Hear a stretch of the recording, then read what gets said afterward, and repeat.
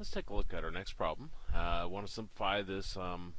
This is a complex rational expression. Now, complex fraction means you got a fraction inside of a fraction, and complex rational expression means you have x's in there, basically. So let's look at our steps for simplifying a complex fraction. Not that I can spell this morning. Simplifying complex rational expressions. Rational expressions.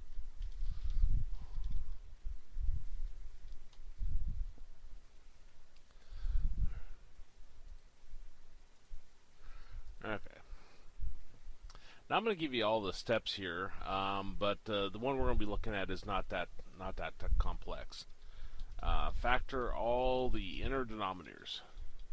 This is the fractions that are inside the big fraction. So those are your inner fractions and inner denominators. Step 2, figure out the LCM and multiply everything by it. When I say everything, I'm talking about things separated by pluses and minuses and the actual big fraction symbol. Step 3. Now, at this point, your fraction should have disappeared, and you've simplified, whatever you need to simplify, and so forth. We're going to factor the top, factor the bottom, and cancel if necessary.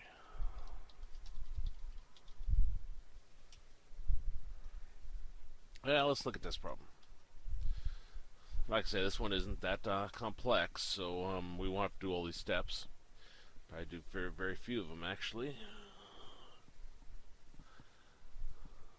There you go, 15. 1 over x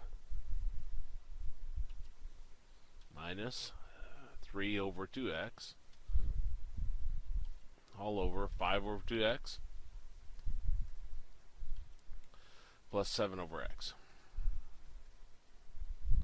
Now, our first step was to factor all of our inner denominators. The inner denominators would be the x, 2x, 2x, and x here.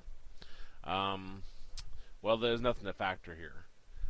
Step 2, figure out your LCM of x, 2x, and 2x and x, and multiply everything by it. Well, if I look at the 2, just the numbers, I got 2, and that's it number-wise, so be 2. And then the x's. I'm looking for the greatest number of x's in any single inner denominator. There's 1 here, 1 here, 1 here, 1 here, so it'd be 1. Now, if one of these was x squared, then this would be x squared. Again, we're looking for the greatest number of single x's in any inner denominator. And we're going to multiply everything by 2x. So I'll multiply the 1 over x by it. I'll multiply the 3 over 2x by it.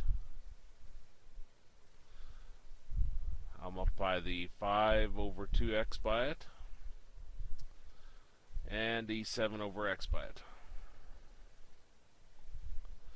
Well, this x here cancels that x. This 2 cancels that 2. This x cancels that x.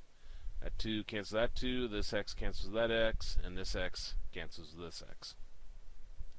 So we're left with 2 times 1, which is 2, minus 3 over 5, and 2 times 7 gives us 14.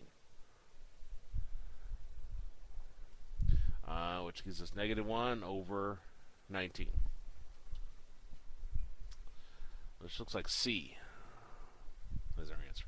Let me double check that. C.